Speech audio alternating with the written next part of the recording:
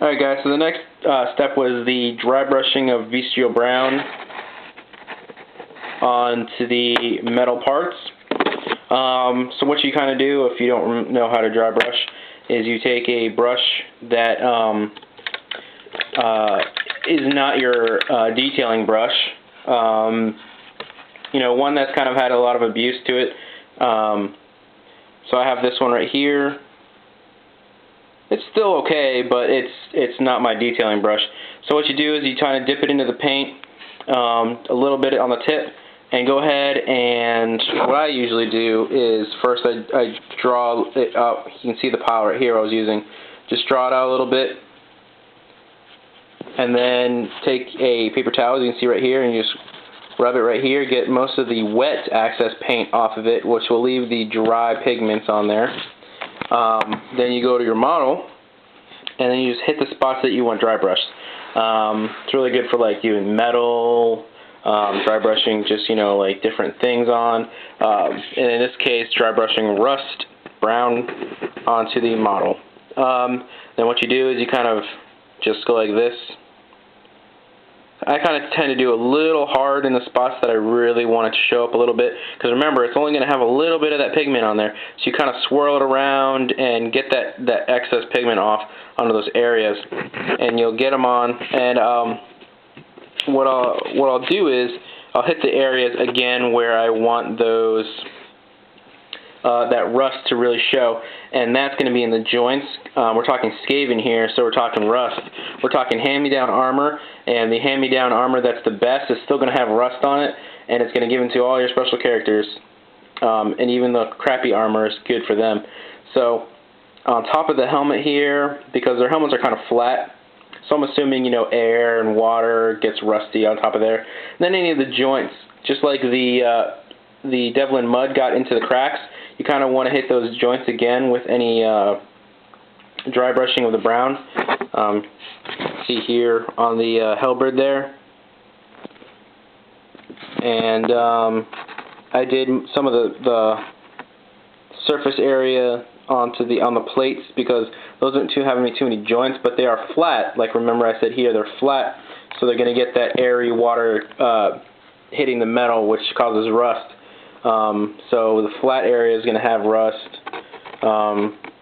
Same with the plate, shoulder plates, and this leg plate. This one I have a special thing that I do, because it's like a tank. It's where the warp stone is, I guess, or gets converted into energy from the crystals here. So I do, like, where the strap here is, rust on top of the symbol on these little bolts that are holding the crystals. You can see right here there's a nice little spot, because there's not going to be rust there, but right where these joints are meeting up, there's going to be rust. I'm going to be doing another dry brushing of green, only on the Warlock Engineer, of course, because he's got the Warlock crystals here, the warpstone crystals. So there'll be another dry brushing, a little bit of green in some areas to make it the green rust. You see the pistol here and the joints here, a little bit here where the tubing meets. I do a little bit here where the tubing meets the tank here. So that's the Warlock Engineer. And on this guy, as you can see, it's a little bright here. Let me get a better angle here. I did it in the symbol here, the Skaven symbol, and the chain links here, and any of the metal parts that are holding the pieces together. I did the chain here. You can see the rust effect here so far.